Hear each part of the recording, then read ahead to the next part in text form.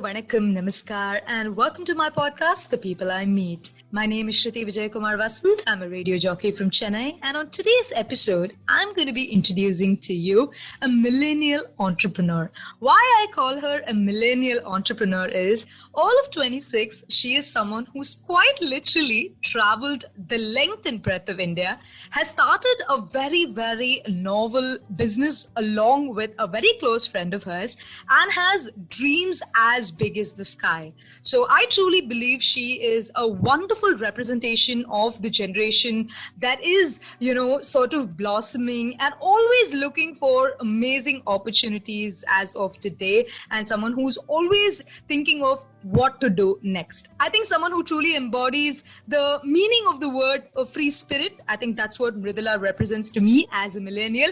So let's say hi to Mridula. Hi Mridula, how are you doing? And welcome to my podcast.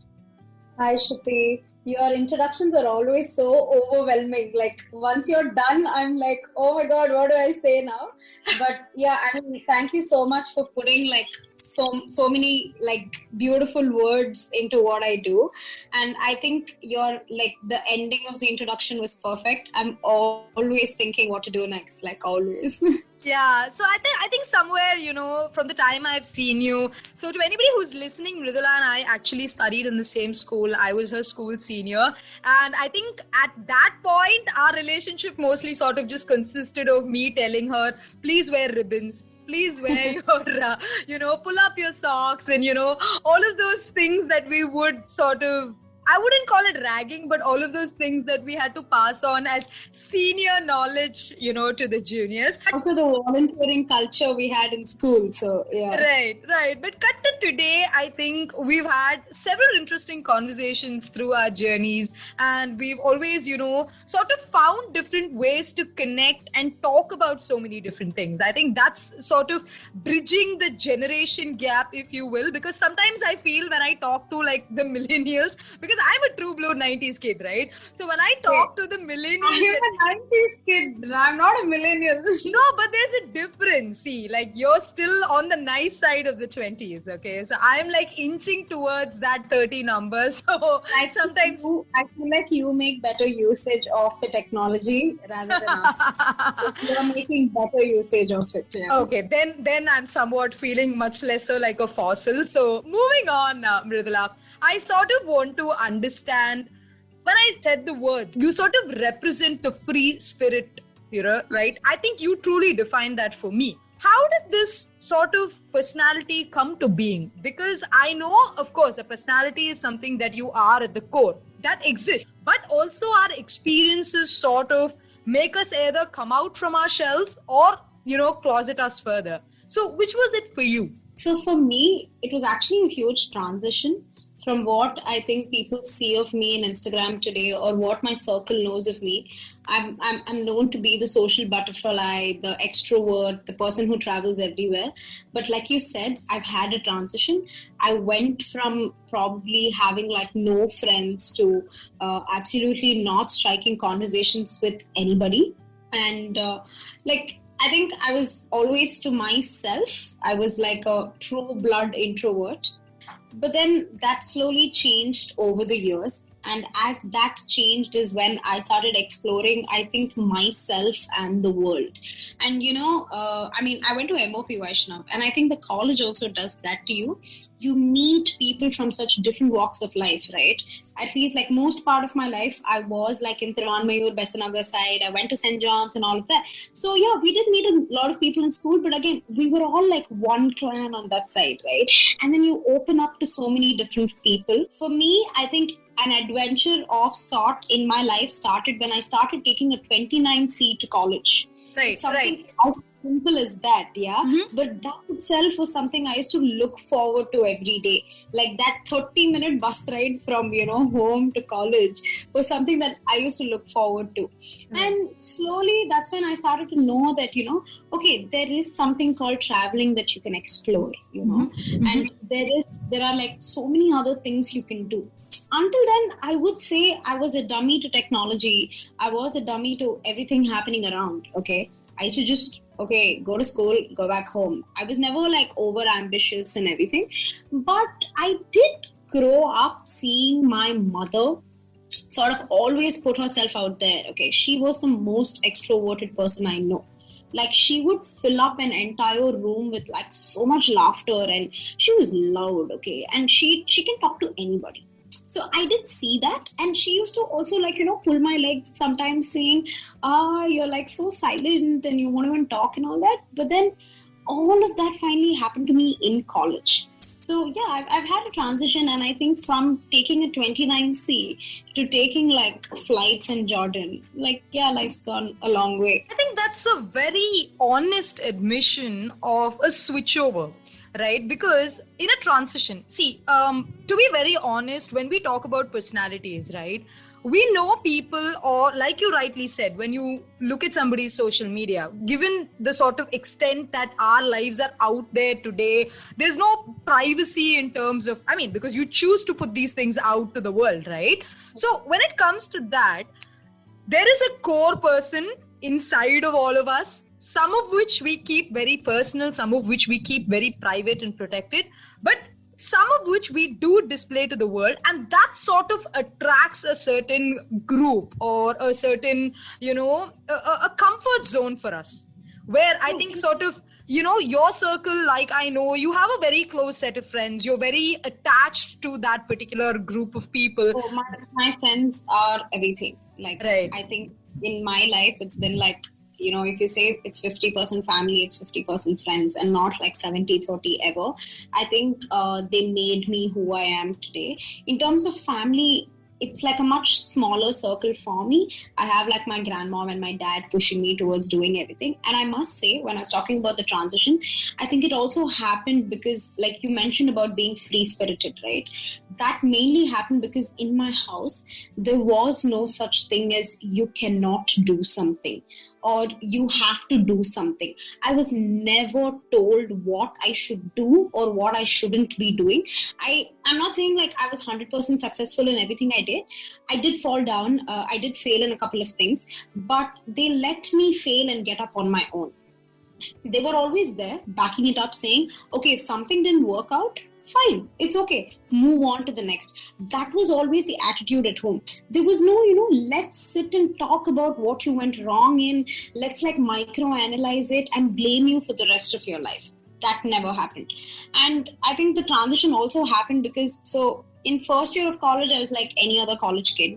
I had no clue even why I had taken journalism or what I was going to do with it, right. But I was liking the course. And I remember when I was in 10th or 11th, my uncle mentioned that there's a course like this. So, and also I'm very grateful that unlike a lot of households, I wasn't told do engineering. I wasn't told do medicine. I mean, the courses are not bad. I know my friends who are very successful who have done those courses. Right. I was never pushed to do it. So it merely happened where both, like my parents weren't in town. I went up to my grandpa and said, let's go to MOP for an interview. He came along with me. We met the HOD. I passed the interview and we were waiting for the final results for the full admission to come in. Right. It was as simple as that, yeah. When I was almost done with second year, my mother was like, dude, you're almost done with college. And that was like a breeze, right? So that also happened because they let things happen that effortlessly and smooth. So I remember I went up to my mother in second year and I said, I want to do part-time jobs because one of my best friends from college used to do that. And for me, it was amusing. Okay. I'm like, wow, man, you can make your own pocket money. Like we used to get pocket money at home. And I was like, imagine earning it, right? Right. Using all the time after college to do like part-time jobs. Why not? And for me, nothing was like beneath me or above me. I never saw any job like that. My first salary was, I think, 500 rupees. And it was the opening of State Bank of India's branch, I think, in some Spencer Plaza or somewhere. And that was literally my first job. I just had to do like a small desk thing there. And I was so excited. Like, I remember going back home and giving my mother that 500 rupees. And she was like, it's fine. Like, you can save it up and you can use it. So it started, like, I had very humble beginnings. And I think I still have a very humble journey because I never see any task as something beneath me. Like in the company I run right now, everybody are colleagues for me. Okay. Right. I would love to do anybody's task. I've never been like, okay, this is not my task. And I think traveling also does that to you. So everything I do in life sort of interlinks with my travel. Like if you come to my house today, there will be a bit of traveling everywhere. Right. And the way I treat people or the way I experience people, right? That is how it is all around me. Like I've probably like spoken with people from different corners. So when I again meet people from all those different corners in Chennai, my approach towards them is very like, I would say like friendly or very relatable, because I've seen them in their core, in their city, or again, my friends circle as it widened, right? Like they're all from like different cultures and different backgrounds. And I sort of like took learnings from everybody. People say even the way I talk, right? I talk a little like one of my best friends whom I spent the most time in her house. Like she's my neighbor. I talk a little like my business partner. I talk a little like a lot of my friends. Right. So, yeah, because I think they also say, right, if you show people who your friends are, that says a lot about who you are as a person. So choose your friend circle wisely. But sometimes I think friendship is not like a calculated choice. People happen to you, right? And you sort of graciously accept them in, and they accept you with all of your imperfections, all of your flaws, and you sort of build this relationship where it truly becomes friends like family. Yeah. Friends like family is like the line I live by, because I think growing up, I didn't have too many friends. And for me, it was a lot of looking at everything around and, okay, people have so many friends. And also, I grew up with more boys than girls, and I'm not complaining about it. I'm so grateful for my guy friends because, like I told you, they've been a huge part of my journey. But I also wanted my girl gang, somebody who accepted me for who I am. And there's too much drama. Also, we were in school, okay, so people didn't really know what they were up to, right? But when I went to college, all of that changed. Like, they happened to you. So I had some wonderful women happen to me who sort of, were there with me along the whole journey. And second year of college for me was a huge transitioning phase. And I remember every day I came back home and I had a friend with me almost every day. That is why I think after college for a few months, suddenly I realized that, damn, I was surrounded by these people, right? Right. So made sure I continue to surround myself with them. But also you realize that at some point in life, it is you. You have to make it. Like, even if you have 1 million friends, even if your circle is like huge, right? At the end of the day, it is your own journey. So I used to be very against traveling alone. Like solo trips was something that I never considered for the longest time because I started traveling with one of my friends who lived in Delhi. So that was my reason. I'd go to see her every year and from there we would travel because connectivity from Delhi also was great to few places. So I think one of the first places I traveled to after like I started knowing properly what travel is and like earning on my own and all was Banaras. So we used to take trips like that. And beyond a point, there were situations where I didn't have company to a particular place, but I didn't want to stop me. So then I started taking trips on my own. And I think the first 1 or 2 trips also, I was like, man, this is boring. I wish there was somebody with me. But then slowly I learned and it sort of reminded me of the person I was. Not the bad parts, but the good parts. Like they were my introverted days that I enjoyed a lot. Something as simple as, we'll get rain holidays in school, right? And what I used to do is, back then we didn't have mobile. Right. This was I think I got my first phone in 10th and this was like in 8th or 9th. I just used to take the umbrella. I used to tell at home that I used to go, I go for a walk. And I think my freedom also started like from then. They never used to ask me anything and they knew I wouldn't go beyond a point anywhere. Okay. I used to enjoy these long walks I used to take in the rains near home and come back. And then I told myself, if there's something I want to hold a little from my past, is that calm state of mind, is that thing where I enjoyed my company a lot, even when I didn't have too many friends. So along the way, when I started learning to travel on my own again, it reminded me of a little part of my old self that I thought I would love to carry on like forward, Because at the end of the day, people are going to help you get up, but you need to want to get up. And that's what matters. I think that's a very honest admission again, because it's very rare to have a conversation with somebody and understand from within that they are very secure about themselves. Because as human beings, we all have insecurities. We all find, it may not be physical. Yeah, it may not be physical, it may not be out there, it may not be something that we project or show to the world or tell people, hey, I'm insecure about this. But we all sort of want acceptance at some level, right? And in a way, I think, I don't know if I've honestly said this to you before, but I truly admire you for the person that you are, very specifically for this reason, because I loved how you said, I never saw any job as beneath me or above me. And I come from a very humble beginning. That sort of shows the maturity that you have for someone as young as you are, right? And that is admirable. That is truly admirable. It comes from the experiences that you've had, and it comes from, having experienced loss, a great loss. And I understand that that's also sort of made you a stronger individual. And that has reflected in several of the life choices that you've gone on to make. Whether it's, traveling to the 29 states of India, or whether it's setting up this business with your, school friend, and all of these things. So, Mridula, I know that you've given countless interviews and spoken extensively about your 29 state trip across India. But what I sort of want to ask you is, I know that was not an easy thing to do. But at that point, anytime during the travel days, did you ever sort of feel like, why am I doing this? For sure.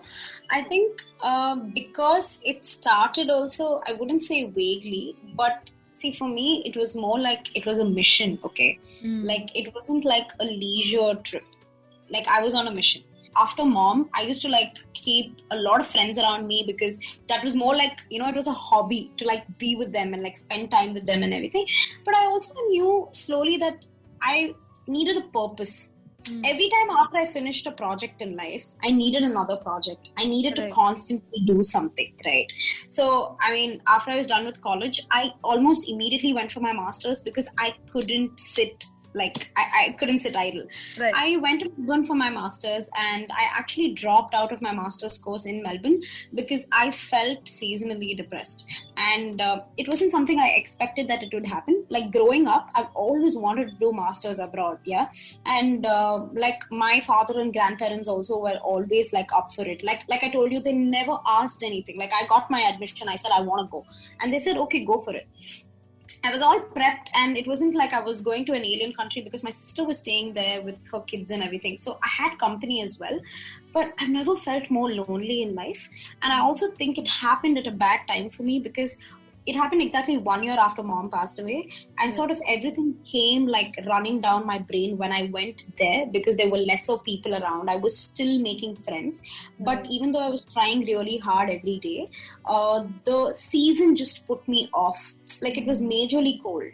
And for me, I love taking vacations to cold places. Like I've gone to minus degrees and had the time of my life, but I can't stay there is what I realized after experiencing it, right? So, and that, you were talking about insecurities, and that made me feel terrible because I had gone with a lot of my mother's savings. I'd also taken an education loan, and there was a lot at stake, and it made me feel extremely down. And it's I was a letdown because I had taken over the business by then, and everybody were she's doing a great job of it. And I felt like there was a lot riding on me, and I couldn't let people down or let anything down.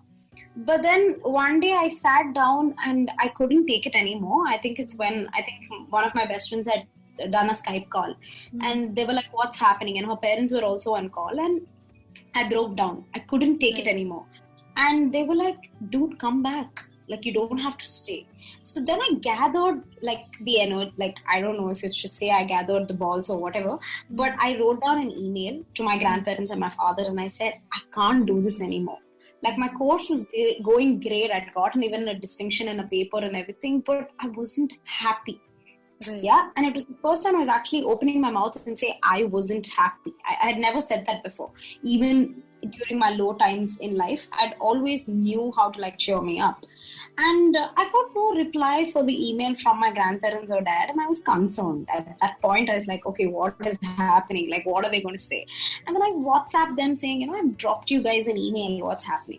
My grandparents obviously immediately called me, and they were all emotional. They were like, come back, it's fine, and all that. And my grandmom, like, I'm everything for her. So they were like, just come back.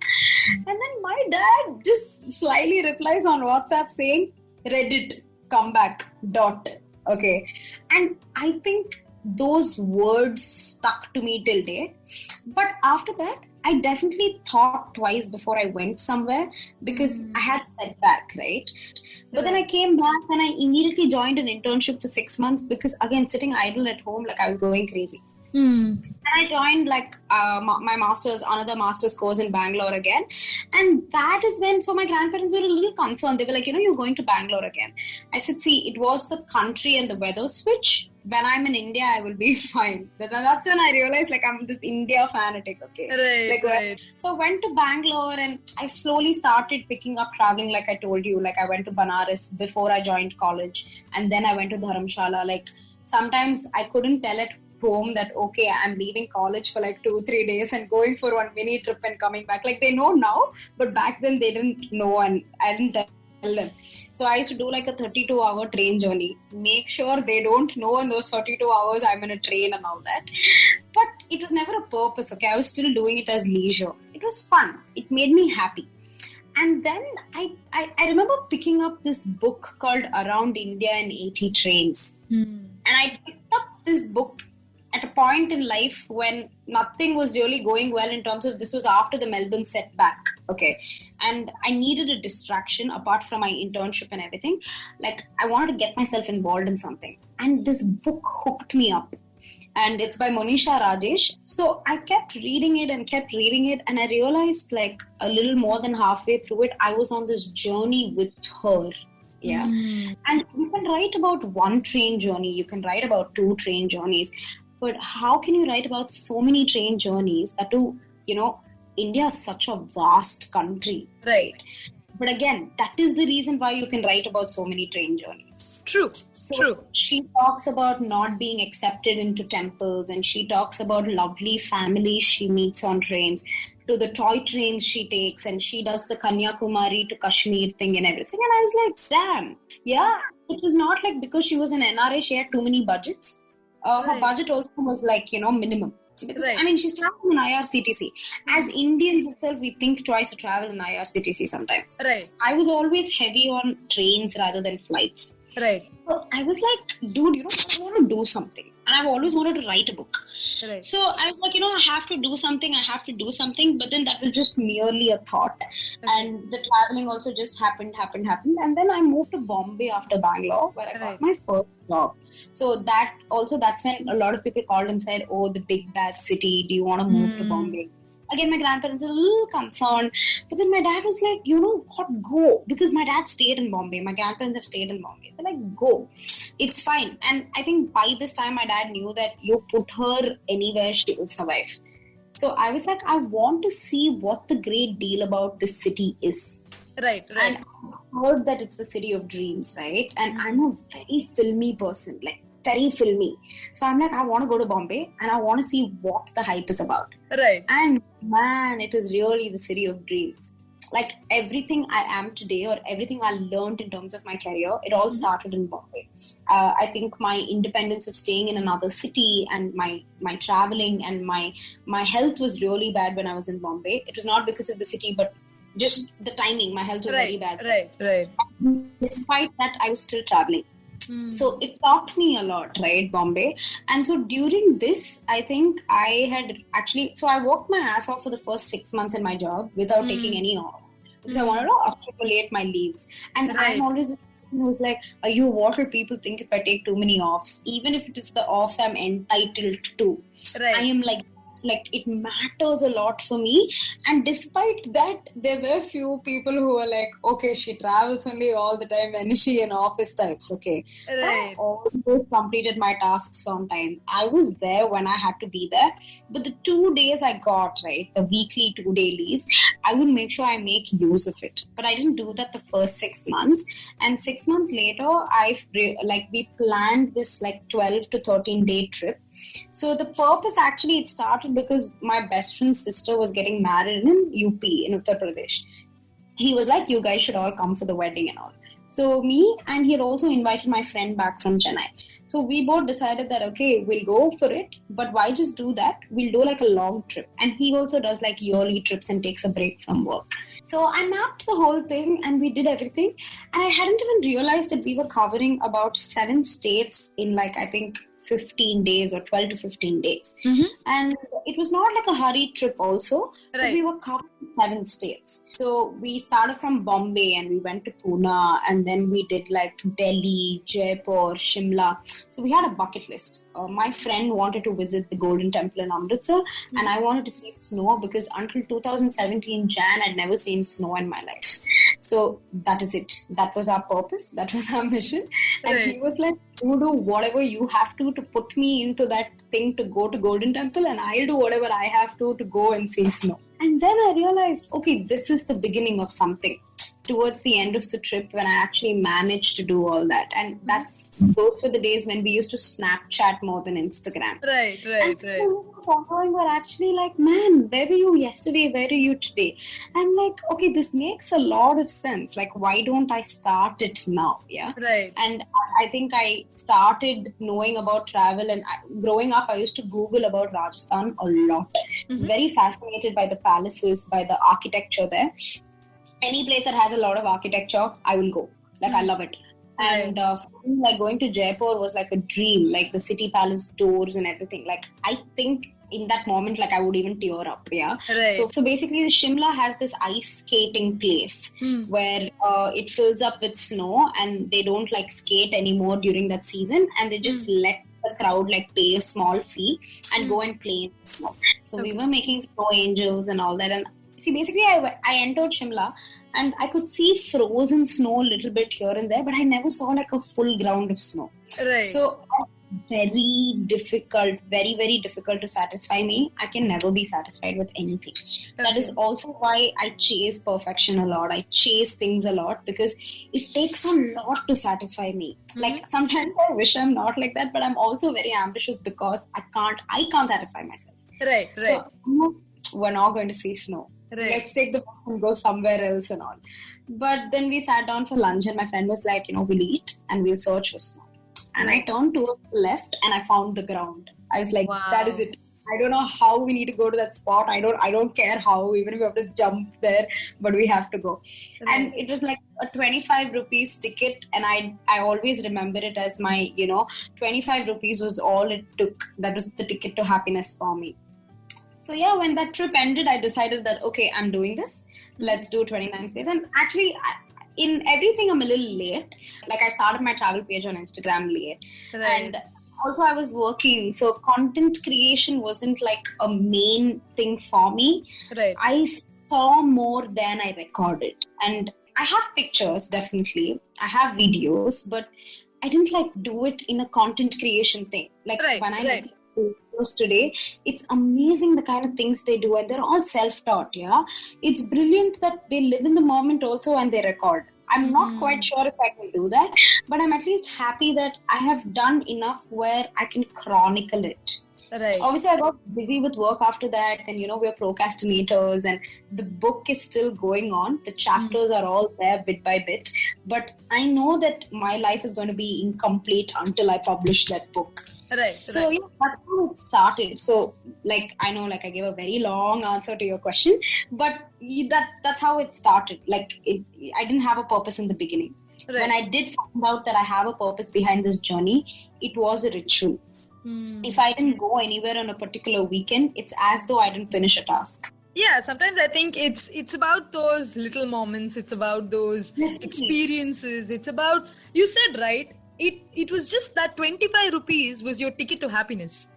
Yeah, and see, I never forget that 25 rupees. Right? And sometimes it's the smallest of things. Sometimes it's the littlest of experiences that bring us life's biggest joys. And today, like you rightly said, there are a lot of amazing content creators out there who create these experiences for us. And when we see them, we are like, oh man, why are we not going out there and doing this for ourselves? But I know, like you said, there are a lot of people who also sort of want to experience, be in the moment, enjoy, like they believe that watching it, I was there, I experienced it, and I'm happy I have that memory in my head for the rest of my life. Yeah, it's a basic picture, but you'll have like a huge story below it. And for me, that is my content. That is my content creation. That is my storytelling. Because it's something as simple as I took a picture with a trolley, like an airport trolley, in the middle of an almost jungle-looking place. And there is a huge story behind it. Now, maybe I didn't record it the way I was supposed to because I was crying my lungs out because I missed the last flight out of a very remote place. But everything that happened after that was an adventure. So today, if you ask me, do you regret missing that flight or do you regret spending 10 grand extra for that flight? I don't, because what happened after that was a great story to tell. Right. So that is where my experiences lie. And, when you asked about the dedication towards it or why I made it a mission, right? So yeah, I did the 7 states. I came back. I started going every weekend, and that's when I started accumulating more stories, right? So whenever somebody met me and we were having normal conversations like Bombay, job, love, and all that, but when I start narrating my travel stories, my face it lights up, my eyes they. And people are like, dude, you aren't happy telling anything else as much as you get when you narrate your stories. That's when I realized, okay, that's my real happiness. So, after I came back from Bombay also, I did have a little up and down in my personal life and everything. But every time I had an up and down, I would just go catch a train. Even in between a panic attack, I have I get panic attacks. I have anxiety. We all have, a lot of us have mental health issues and we're all dealing with it our own way. So I dealt with my anxiety also by anyway just making it to the train, because I knew that once I reached where I reached, right, and I see what is in front of me, everything else fades away for me. For those few minutes, I'm like, okay, fine, everything else. Which is also why the pandemic has been a very difficult time to live in, because I'm damn, someone put me in a train again. So. It takes quite a lot of experience, maturity, and I would want to use the word wisdom, but I don't want to sort of make you feel, way older than you actually are. But it does. Wisdom also comes to few people young because maybe too much has happened too fast. Right. Yeah. You feel like, all of these experiences have sort of definitely molded you into the person that you are. But also, you've learned so much from that. I know a lot of people who sort of say, okay, I faced this setback and now nothing's happening for me. So it's okay. It's okay to wallow in self-pity. Something is happening all the time. No, but I know people who sort of go to that extreme and just decide to, take things light. Okay, this happened to me, so I don't want to push it any further. I don't want to take that extra step. I don't want to correct it. I don't want to move on, right? But I also see you constantly chasing one train after the other instead of feelings, because that's obviously so much better and it's worked out in your case because there are so many more stories to tell and so many more stories to share. And whoever told you that your face lights up when you share a travel story is 100% true, because I can vouch for it as well. As I'm having this conversation with you, I can see how passionate you are about it. And, somewhere I feel as someone who's a travel enthusiast, someone who's running her own business, someone who's chasing one opportunity after the next. And I mean chase in a very good way, okay? A lot of people think chasing is a very negative connotation, but for me, chasing has always been in a good way, because if I don't chase things, then it's not happening. Right. There are things that I'm very laid back in. There are tasks that I don't finish for a gazillion years. But if there's another deadline, if there is something for a client that I have to meet, or I've missed a lot of trains and flights, but I still make it to my end goal. And if I don't chase, that's not going to happen. I think that again is a very beautiful takeaway, and that is why I wanted to introduce you as a millennial entrepreneur, because a lot of people have this notion that millennials are a little bit more laid back. Okay, it sort of exists. I think the older generation sort of feels good about saying, you know what, back in the day I used to, put in all this extra effort to make these things for me, and they, I think, sort of think that it's easier for this generation to sort of get their way going forward, right? So I think somewhere you've managed to blend your experiences, your travel, your work, and like you rightly said, somewhere every element of your life has travel in it. And I think that reflects very, very truly and very clearly in everything that you do. So Mridula, I just want to ask you this. What is the plan going forward? There's so much to do. Like every day I wake up and I'm like, okay, today will I feel like there's nothing to do? Mm-hmm. So it's weird, okay? Like I'd actually advise, like whoever's listening to this also, I want to tell them this. Sometimes it's okay to not do anything.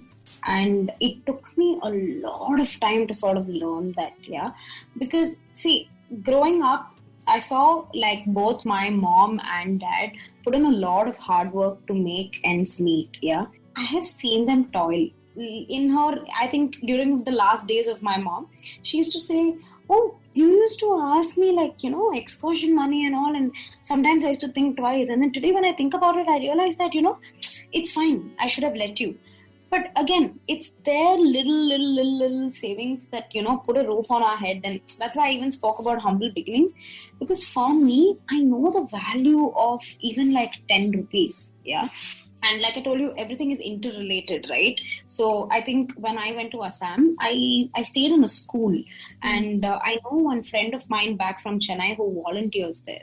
Right. And when I heard that, also when he started volunteering there, he had no stipend. Okay. And for me, I was inspired. And if you'd ask me if I can do that, I can do that.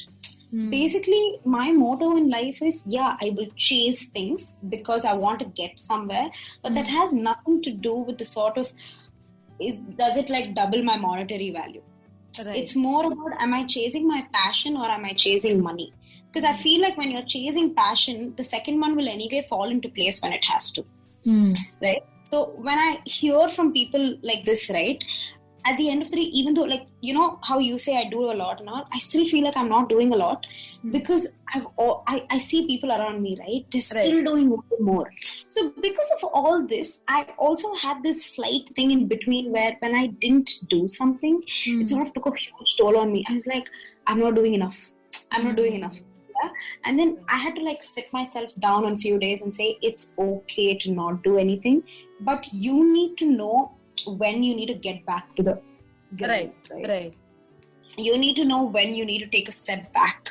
So I'm like a workaholic. Like I'm breathing work. I'm like constantly on Instagram, more than even for my travel page these days for my work, because we're a digital marketing agency, we're a weddings agency, and we need to constantly be on the chase. But there are few days when I just sit down, I just sit with my plants, like I do gardening. So those are the times when I realize that, okay, what are we working so hard for at the end of the day? If you ask me why I am working so hard for at the end of the day or what next, I think my immediate next plan is I need a balcony full of plants. Literally, that's my next plan. Okay, in life, I want to like work super hard so that I can go back home at the end of the day, also grow my own plants. Like literally, that's my scene. But in terms of like technically speaking, where am I headed to? Obviously, so with next month we complete 2 years of Jugaad, right, which is my company, and it's been an overwhelming experience. I think the two most overwhelming experiences I've had in life is travel and Jugaad. So I want to grow. Definitely, I want the company to grow. It's my baby. So all I'm concentrating on right now is that. But we're also concentrating on, how we can also support causes through the company. Like, we are a digital marketing firm and we bank a lot of brands and everything. But I've always wanted to give back to the society. Like even when I was traveling, so I heard about this friend, like getting back to that, I heard about this friend who sort of volunteers there, and so there is this place called Mridula, and I saw the life he's living, and I saw these kids, and for us, see, I feel like we have all been very privileged in terms of the education we got. and in terms of the facilities we got, even if it is like middle class or rich or whatever, at the end of the day, we all come from humble beginnings, but we still got everything. Right. You and I went to school, yeah. You and I didn't have to wake up the next day and think, oh, how can we go to school today? Right. You go to these places and you see that these people didn't go to school for a few years. The tribals came together and said that we will give our land to build school for our kids. Okay, and they built schools on bamboos. Their knowledge, their command over the language, their communication skills, it shocked me. And growing up, so my mom used to always talk about how someday she wants to open an orphanage, and she wants to run it on her own and everything. And I sort of took it upon me after she was gone, but I know I have a very long way to go till I establish something like that. But I knew I wanted to at least contribute to a cause the day I start earning. Like, a little thing goes like a long way, right? So then he introduced me to sort of sponsorship programs that they have, where you can like donate to a kid. And then I thought about it, dude, the money we spend on weekends, or the money we just spend on like Zomato and Swiggy, just save up all that. And like, I run a thrift store also because I believe in not spending too much money on clothing. Yeah, I do once in a while. You've earned it, you feel like buying it, you deserve it. But recycle it, right? So in all these small little ways, I've tried interlinking everything. And like me and my other friend also, we started sponsoring a kid in Assam. So I know that even on days when I'm very broke, and maybe I'll be like, okay, already one meal I had outside this week, next meal no need. Instead, I put it in her fund, right? So I sponsor this kid like every year. And I think as the company grows as well, I keep telling my business partner also this, that, we need to sort of, one day move towards this as well, along with our growth, like give back. So I don't know, when you immediately asked me about the future plan, it's sort of weirdly linked that way for me. Right. Like, I want to sponsor more kids in Assam, and till now I've been doing it personally, but if I can do it through the company, then nothing like it. Like, even my business partners had several conversations with me about this, where as we grow, we have to like do for a cause. And even in terms of employment, right? Like, I think coincidentally from day one, we've been an all-girls team. Right. Apart from my business partner, every single person in Jugaad is a wonderful lady. So it was not intentional. We love working with the guys. A lot of our photographers are men, but it's been great working in an like all-girl employment situation as well. And coincidentally, even now when we continue hiring, it's that. So I think we're also moving towards like employing more people, like, giving the platform to more people that. So yeah, I mean, from crying in random weddings to crying in client weddings, that is where we have reached. I cry in every client wedding. Like, I don't know why I do that. I think when the Tali thing is happening or when the Fera is happening, like I might have done a few hours before, but I'm like a huge sucker for weddings, right?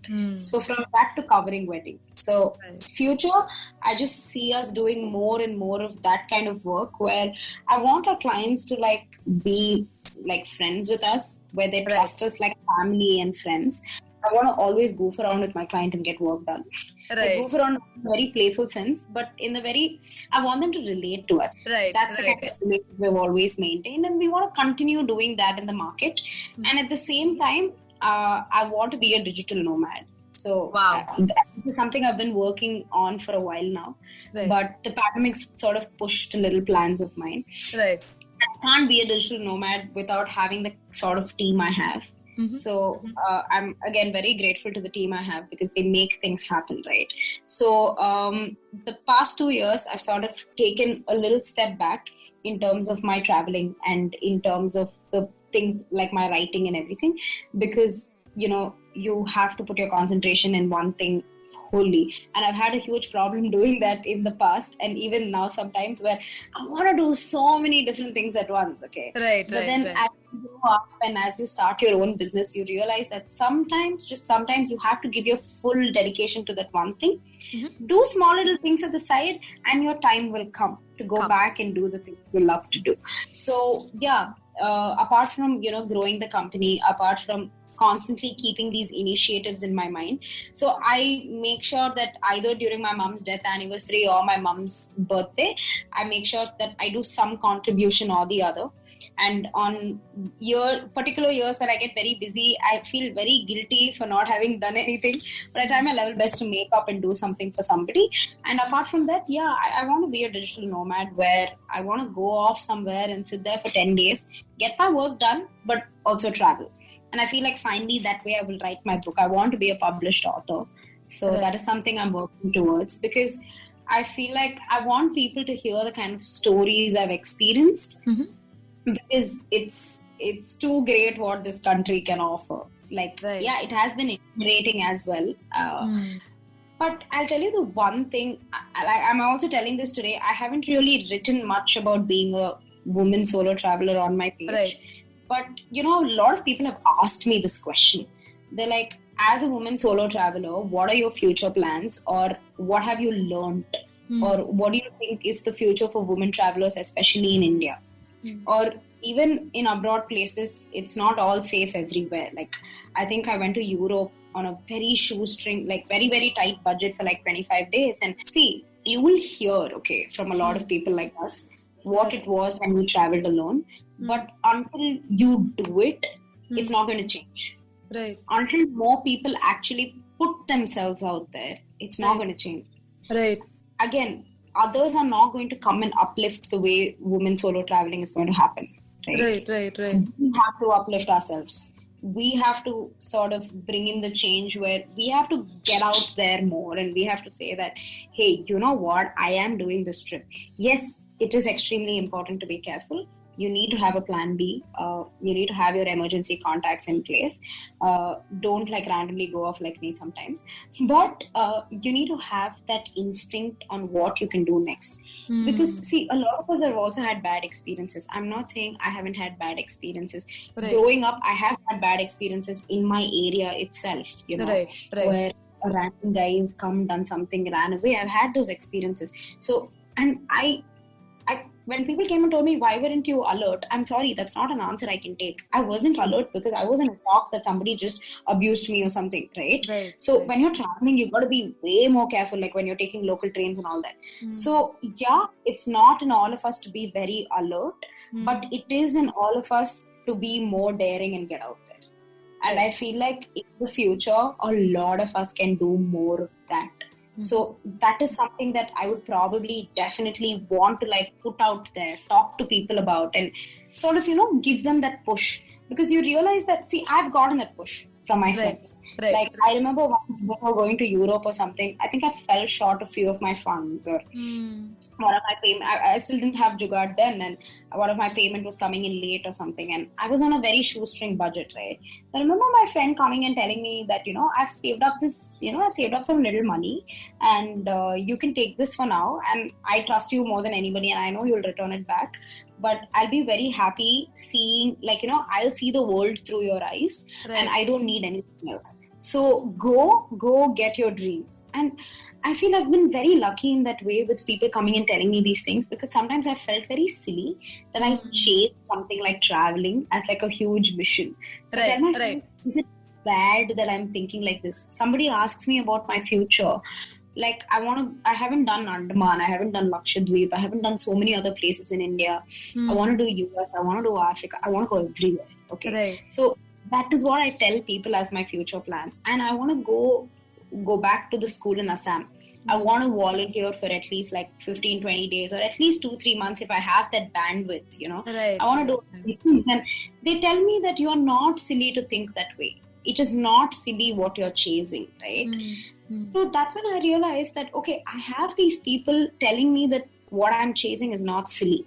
But there are a lot of people out there who want to hear it from us. So why not? I want to tell you that it's not silly if you want to chase a dream like traveling.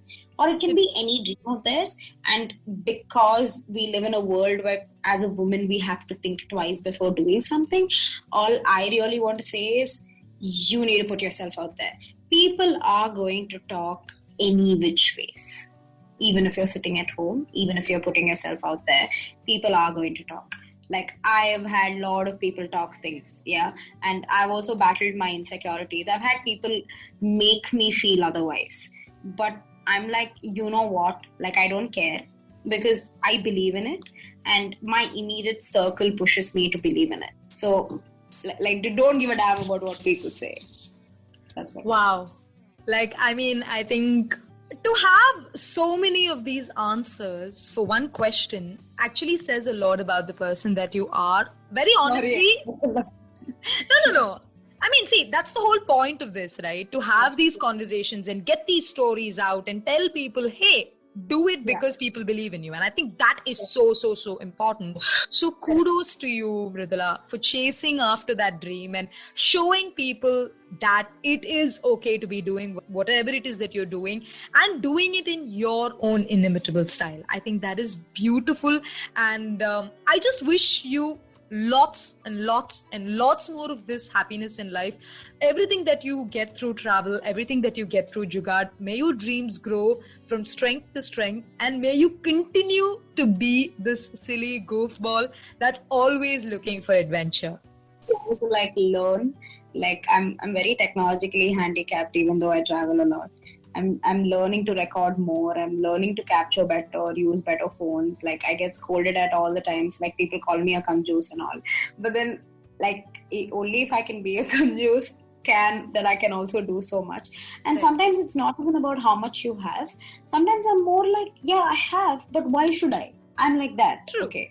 So I feel like if I don't like getting too comfortable also in life sometimes, because otherwise I won't like get up and move forward. Because I've seen that with my mother, like even when we were comfortable in life or when we were not, right, her attitude towards life was always the same. Right. Like, I saw her, so my mom used to run a salon, and I saw the way she was with her beauticians. She was a boss lady, but they could relate to her, they could talk to her. They would come and talk to her like they would talk to their mothers or their sisters or family members, right? And I think somehow that sort of stayed with me, even from like my akka at home to everybody, right? I am like that. And in turn in life also, I try being like that only, because like it's like people ask me sometimes, just take a flight there. And like, that's not the experience of it. You have to take a train. Like, I don't for trains a lot more than even AC trains, because I don't like AC. I'm weird like that. My grandmom says, it's okay. At least now start going in a flight. I said, no, it's not that. Like, maybe 20 years later also, I would want to do a few journeys in a train, because for me, that is the experience. Otherwise, the storyline I have is not the storyline I have. Right. So it is very difficult on few days. Like, on few days I come back home and I'm like, you're coming back home to nothing. Because at the end of the day, I still, like, I wish when I come back home to my mother or somebody, right? And that's not there. So that's also why I'm constantly chasing other things, because something needs to, like, give me the feeling of, I think feeling yourself and the feeling of home. And for me, weirdly, traveling to other places gives me the feeling of home. So yeah, I think that's the thing. When you're channeling your, I wouldn't say pain. Yeah, it is there on few days. Like, when you compliment about Jugaad, right? Or when somebody says something, even like the small little things, right? Yeah, there are days when I feel like picking up the phone and telling her that, hey, guess what? I did this and all. But I can't tell my mom. And yeah, I share with my friends. I share with my grandmother and all. I'm a very emotional person. Like, I am not like, people think I'm like very strong and all. But I have seen myself fall down very badly, like very, very badly, because I let my personal relationships affect me. I have let a lot of things affect me also, but it was unintentional, but they affected me. And I have literally fallen down. But I'm like, you have to pick up yourself, right? So after you pick up yourself, might as well do something out of it. So that is why travel. That is why when I'm very upset, travel. When I'm very happy, travel. Or write. Or work. Like, sometimes when I'm like very like, oh my God, I don't know what's happening. Work. Like, at least you're getting something done. So yeah. It's beautiful. Like, I think this conversation that we've had is truly sort of brought brought about so many different emotions in me, and I think it's a beautiful way to wrap up this conversation today. Mridula, thank you so much for sharing everything that you did. And like I said earlier, I wish and pray that you have more such experiences through your life, and I'm really looking forward to reading that book very, very soon. Thank you. I think it's people like you who make us do things like this. Because when you make us feel so important, I'm like, oh, okay, not bad. We're doing something in life. Like, it's like we have to like give back something also to all these people who have expectations and make us feel the way they do. Like, I think my book is giving it back to like wonderful people like you who interview me, a lot of the clients who trust our company, a lot of the people I've met on the way. As against the intimidating experiences, I've had some great hosts, and all my hosts have been strangers. Okay, right. Like I've lived in a village because the airport staff saw me crying that I missed my flight, and he just said, come live in my house. This is me giving it back to that guy. This is me giving it back to the friend who let me live in the school and experience that, or the random person I met in a bus and traveled with them for the rest of it, and my friends, of course, and my family. So the book is sort of like giving it back to all of them. Yeah. Thank you. And after having had this conversation with you today, Mridula, I definitely have to say this, okay? It's very rare to sort of find this level of maturity, honesty, calmness, and a sense of maturity, wisdom, and knowledge, all of it put together within someone so young. Right? I don't think I've met anyone as, put together. Of course, you've been very honest about your insecurities, your shortcomings, your not so memorable moments as well, right? And I think that is, again, a very, very beautiful thing. You don't come across such honesty, amongst a lot of people. And to be able to talk about that, I think that in itself is a huge strength. And I just want to say thank you.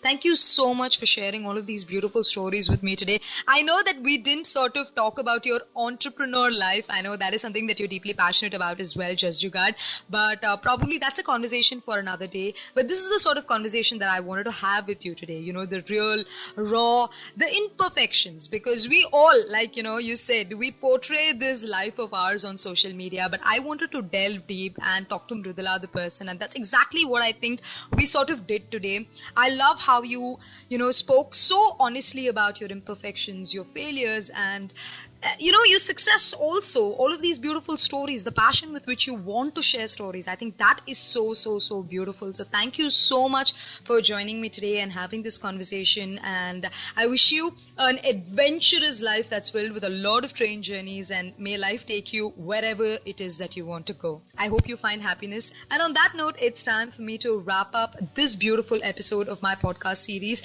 The People I Meet. Today, I was in conversation with Mridula, who is the founder of Just Jugaad. You can check her out on all social media platforms as Mridula. So with that, I think, like I said, it's time for me to wrap up, and I'll meet you on yet another interesting episode with yet another beautiful story to share, and we'll have a lot more conversation. This is me, Shruti Vijay Kumar Vasant, the radio jockey from Chennai, signing off until I see you the next time, until you hear from me the next time. This is me, Shruti, saying take good care of yourself and stay safe. Thank you for tuning in. Bye-bye.